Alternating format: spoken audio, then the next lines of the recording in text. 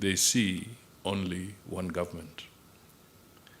And the expectation is for a government that works as a unified body to serve their interests, their needs, and their aspirations. Ladies and gentlemen, while the arms of government are independent, we serve the same citizens and the same republic, and as such, inevitably, all arms are interdependent. I urge each of us gathered here, within the judiciary, the executive, and the legislature, to champion this spirit of interdependence in our approach to public service. As members of the judiciary, I also urge you to continue taking a firm stance against corruption. The Supreme Court has the power to set precedents and to reinforce the standards of integrity and fairness that echo through all sectors of our government. I appeal to all of us in public service to be beacons of honesty and transparency that our citizens look up to and expect. The Supreme Court is the keeper of the promise of democracy and justice. Every decision made here impacts not just today's Kenya, but the Kenya of generations to come. Today, we are on a journey together. The Supreme Court does not exist in a vacuum. It exists in a society to serve the society. The African proverb, which you all know, reminds us that if you want to go fast, go alone. If you want to go far, go together. Let us be steadfast partners in building a just society, one where the rule of law protects every Kenyan and guarantees their rights and freedoms. As we continue in this partnership or interdependence, let us commit to strengthening our institutions, enhancing the capacity of our staff, and encouraging a renewed spirit of service to wananchi and for the national interest. This is our collective duty. Together, we can realize a more just, prosperous, and equitable Kenya. Thank you. I was told that I will now have the very rare opportunity to invite the Lady Chief Justice to the podium. Thank you.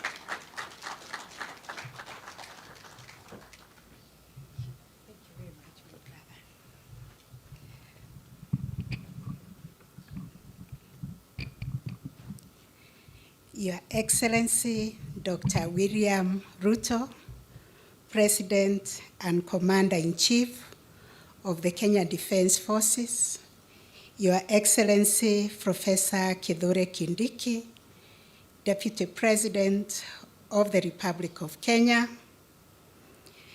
Chief Justices Emeritus, and our visiting Chief Justices, Your Excellency, Prime Cabinet Secretary, Honorable Musalia Mudavadi.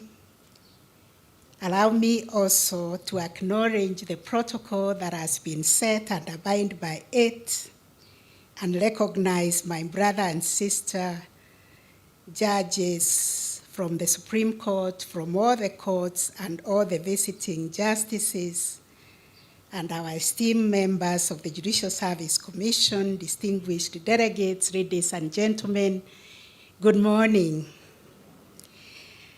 On behalf of the Supreme Court of Kenya, I am most delighted to welcome you all to this conference as we commemorate 12 years since the establishment of the Supreme Court of Kenya. Allow me to particularly single out for special mention and recognition my brother and sister Chief Justices and judges from other jurisdictions who have traveled from across the continent and the world to join us for this conference. Let us appreciate our esteemed guests. The theme of the conference, reflecting and introspecting on the Supreme Court of Kenya's jurisprudence, 12 years of defending the Constitution, captures the dual purpose of our conference, which is to celebrate the milestones we have achieved while critically examining the journey we continue to chart as Kenya's apex court and the ongoing commitment to uphold justice, to uphold constitutionalism, and to uphold the rule of law. At the heart of this conference is the idea that institutions matter. Institutions are the anchors of our democratic aspirations. The establishment of the Supreme Court as the ultimate interpreter and guardian of the Constitution embodies the expectation that the Supreme Court provides stability, certainty, and predictability in resolving the inevitable conflicts that arise within our society. Therefore, we are affirming the idea that our future lies in building strong and robust institutions that will serve as the catalysts for the national progress and development. Your Excellency, ladies and gentlemen, over the past 12 years, the Supreme Court has played a transformative role in shaping both Kenya's jurisprudence and shaping our country's socio-political development. This court's landmark judgments have influenced the daily lives of Kenyans while reinforcing the core principles of our democracy. Through hearing and determining 4 presidential election petitions over the last 3 election cycles, the court has set critical benchmarks for conducting free, fair, and transparent elections. Likewise, through the landmark advisory opinions on devolution and the relationship between the bicameral houses of parliament, the Supreme Court has developed guiding frameworks that clarify interactions between the National Assembly and the Senate, reinforcing devolution as a cornerstone of our transformative Constitution.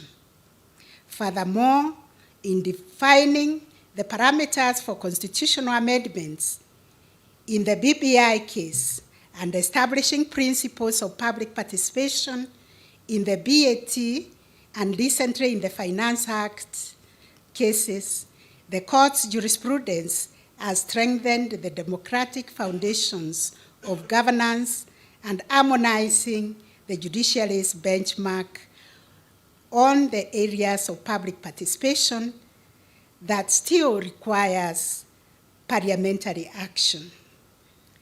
The court's decisions have also directly addressed issues of land rights, human rights, social and economic justice, and family law. In the same vein, the courts have addressed housing rights jurisprudence in the Me Too Bell cases, which reflects the court's commitment to socioeconomic rights. The courts has set jurisprudence guiding the families on how to uphold the family as the cornerstone of our society. In these and countless other judgments, the Supreme Court has affirmed its role as a transformative agent in the society. Despite the inevitable pitfalls of perception, all capture that come as a result of the court's invitation to address political questions, the court's jurisprudence has purposefully harnessed the Constitution as a powerful tool to promote the well-being of individuals and driving societal transformation for the common good. Notably, the decisions of the Supreme Court of Kenya have garnered significant respect and citation across the region and beyond. This recognition in the global legal community underscores the court's maturity into a respected institution whose well-reasoned judgments contribute to the evolving discourse on the law and justice worldwide. Your Excellency, ladies and gentlemen, the journey of the Supreme Court has not been without challenges, as explained by the Honorable Lady Justice Njoki Ndung'u. But as we strive to deepen jurisprudence and protect the Constitution, the court is often called to balance divergent interests and expectations while upholding the law. It is important to appreciate that the Supreme Court's jurisdiction, to a large extent, has a political dimension, given that this court handles matters touching on governance, the exercise of political power, and presidential election petitions. The court inevitably gets drawn into disputes relating to the exercise of a political mandate. And this has led to the court being subjected to political verification and being a target of political rhetoric over the past 3 electoral cycles. I want to take this opportunity to assure Kenyans that in the discharge of our mandate, we do not get drawn into making political decisions. We look for legal solutions for political disputes. The judges are politically neutral and are concerned with only determining the legal and evidential issues before the court, irrespective of their political ramifications. Going back to the history that informed the jurisdiction vested in the Supreme Court, particularly the exclusive jurisdiction to hear and determine presidential election disputes, there is need to sustain public confidence and trust in the Supreme Court.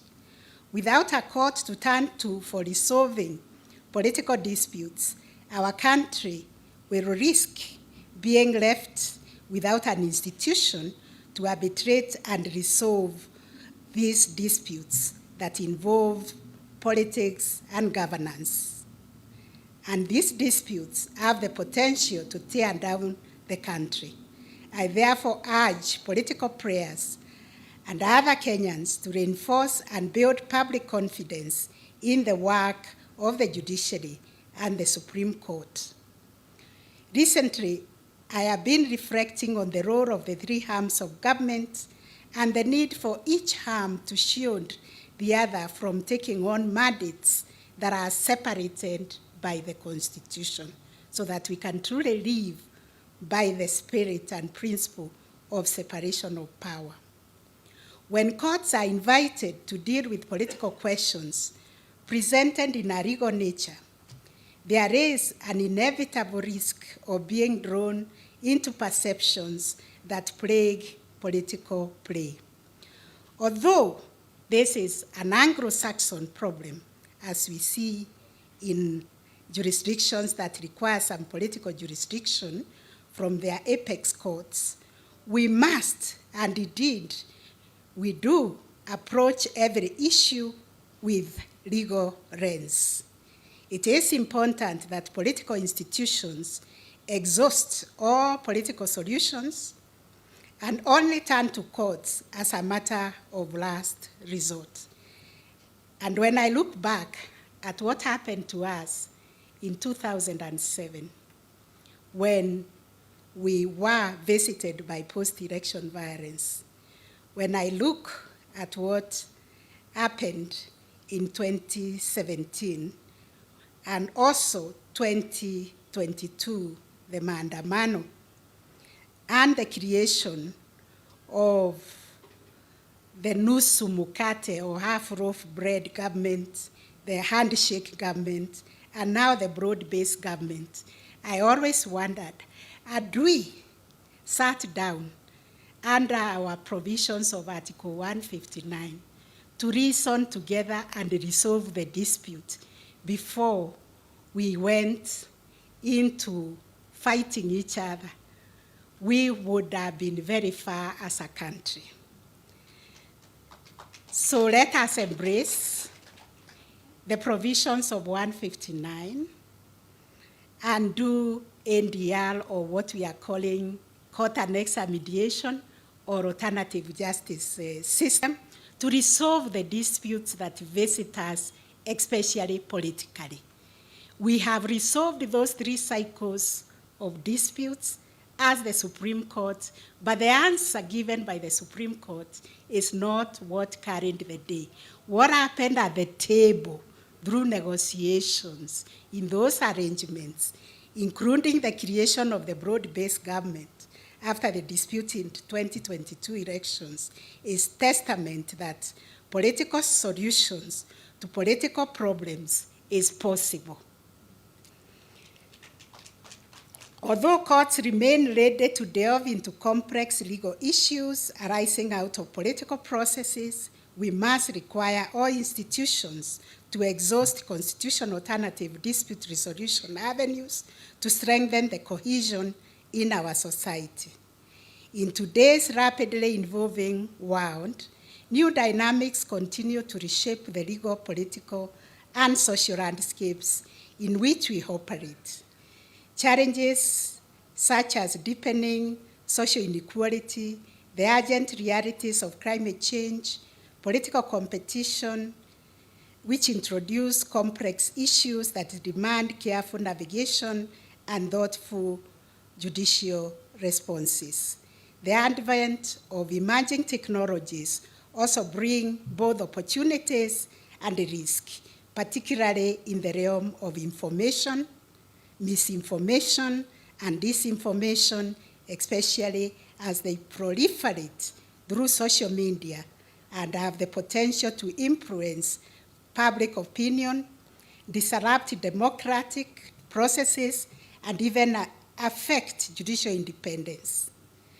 For the Supreme Court to continue fulfilling our mandate effectively, close interinstitutional and collaboration and support are vital.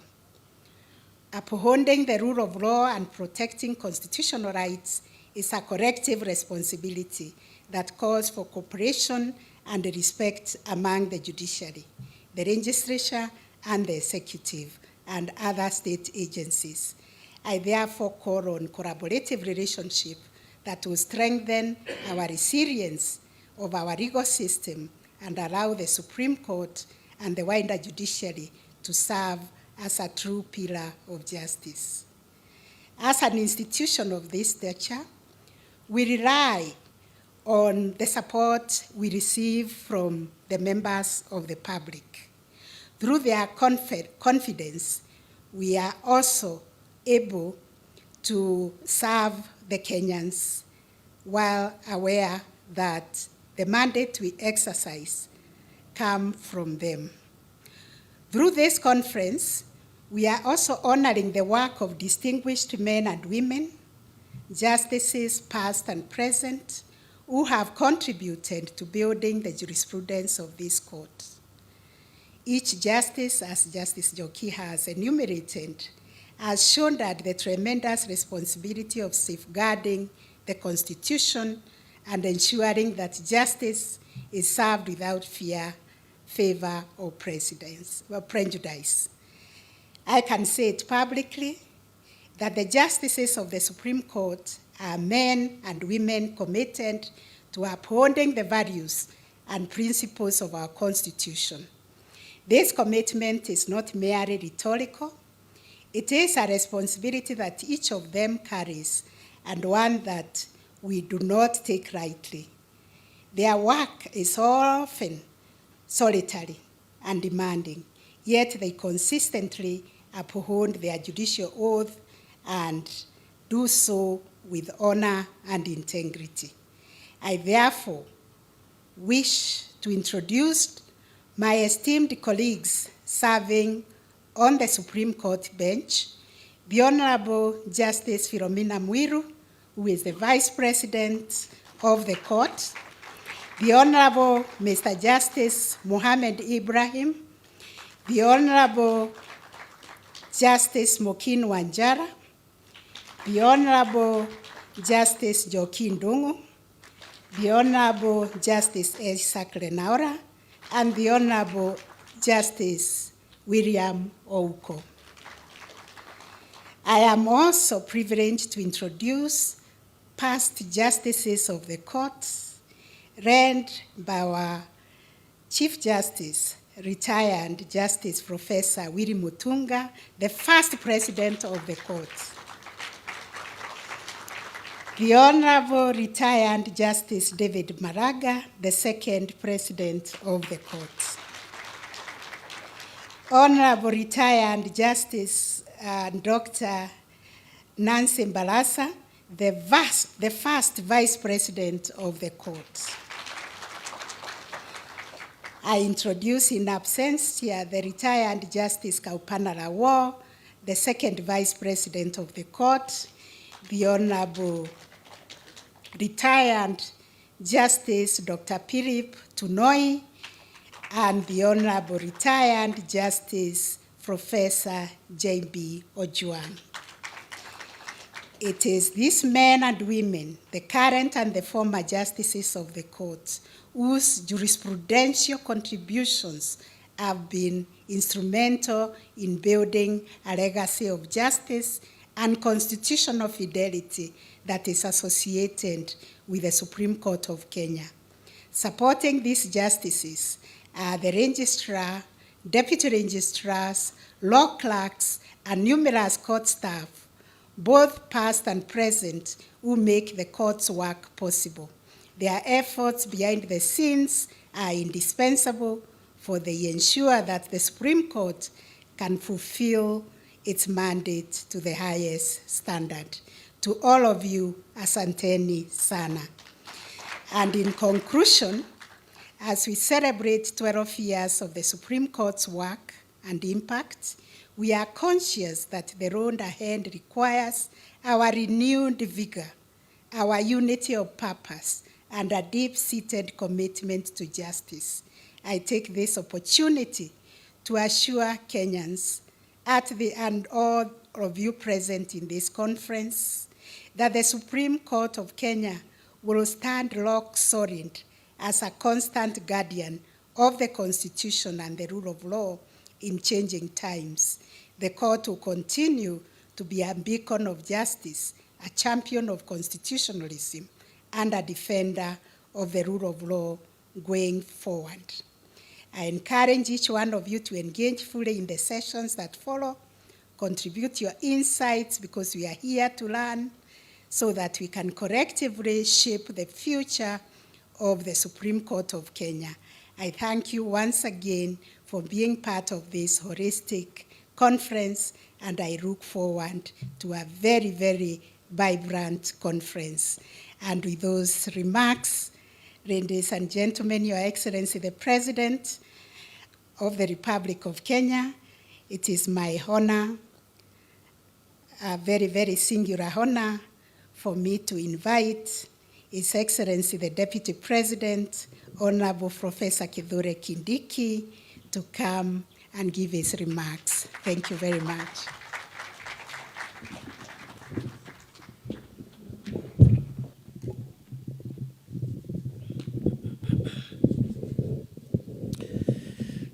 Thank you very much, Your Excellency President William Ruto, my lady, the Chief Justice Martha Koome. Let me ride on the protocols because I see so many eminent persons here. But with the permission of the President, I could just mention, the AG was not mentioned. I think I didn't hear. AG is here, and DPP Renson Ingonga, AG Dorcas Oduor, and the leader of majority in the National Assembly, Kimani Ichung'wah, among other very senior and eminent persons present here. Your Excellency, because of time, allow me to say I'm happy to be here to celebrate what our Supreme Court has done for the last 12 years. And it's a good thing that our Supreme Court has decided to introspect and reflect, even as they usher themselves into teenage. Because now they are 12, so they are entering teenage, and the responsibilities and the experiences of teenage will obviously visit their experience. And therefore, and that is on a light note, I'm very careful, Your Excellency, because I am an officer of the court, so I'm very careful what I say. I don't want to be accused later of saying that the Supreme Court is entering teenage in future. Your Excellency, allow me to say two quick things before I invite you. The first one is to appreciate what our Supreme Court has done to create formidable jurisprudence on major public interest issues and major public matters of public and national importance. In the short time the Supreme Court of Kenya has existed, the jurisprudence has been quite groundbreaking, and on that front, I think it will be unfair for any assessor to actually fault the performance of the Supreme Court. To deliver the public good called justice, of course, the court has to do that through its jurisprudence and through the decisions they make. The court has also done very well in terms of the infrastructure, the software, the technology bit. And among the arms of government and the agencies of government, I think the judiciary is ahead of the rest of us. I remember my Lord Chief Justice Maraga when we were confronted with the predicament of COVID, issued certain rules, which we now call the Maraga rules, practice rules, which actually made justice, faster, more efficient, more convenient, even if we were all locked down by this public health emergency called COVID. And even after COVID lapsed, it appears that the way of the future in the administration of justice will be through the virtual courts and making sure we spend little time or as less time as possible in physical engagements in courtrooms. So again, on the issue of technology and the software for delivering the jurisprudence or delivering justice, the Supreme Court has done a good job. The only little thing where perhaps there is a need to make progress, and I've already heard from our leadership, the Chief Justice and the other speakers, progress is being made.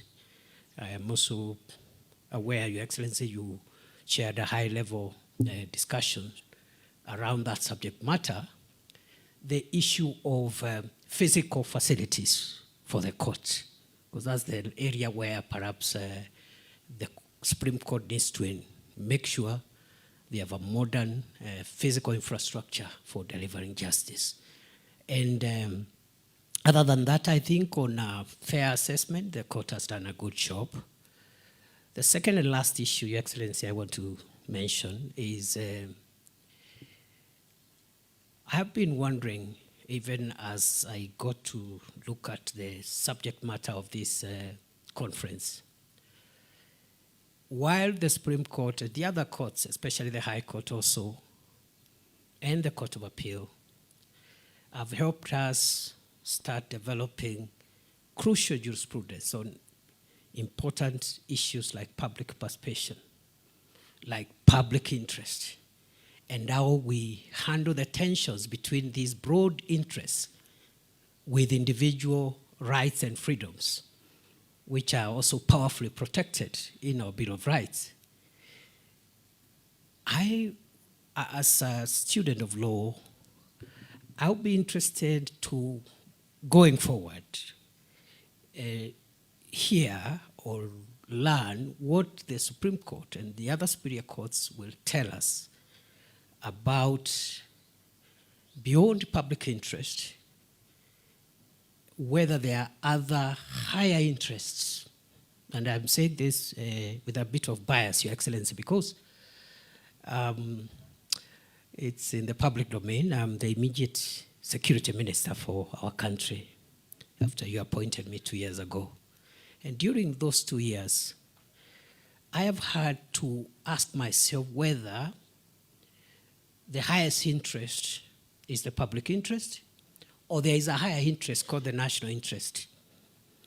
Because the public itself could hurt the national interest. And the Constitution talks about the national interest in 2 places, at the beginning and also in the chapter on national security. Other than the parameters and principles that the courts are helping us to understand about public interest, are there other higher values, primordial, existential, fundamental principles which are crucial to the existence of Kenya? Because the public can be mobilized or can mobilize itself to do the wrong things that threaten the existence of the state. And therefore, that is the next frontier of jurisprudence I would invite us to start thinking about, and the Supreme Court can help us in that regard. And very finally, I think the Chief Justice and the other speakers have ably brought out how we minimize the tensions between independence of the arms of government and the interdependence of the arms of government. That tension needs to be cleaned up a bit so that we do not hurt the 4 aspects of independence, especially for the judiciary: operational independence, administrative independence, financial independence, and decisional independence. Beyond those 4 pillars of independence, there's a lot of interdependence, there's a lot of relationships that be nurtured in a healthy manner without impairing the pedestal or without interfering with the place where the judiciary sits, so that the nation and the state can continue to exist. Sorry, Your Excellency, nimesema mengi kidogo. And with those remarks, Your Excellency, I now want to ask all colleagues if we can be upstanding as we invite His Excellency the President to address us. Asante sana. Welcome, Mr. President.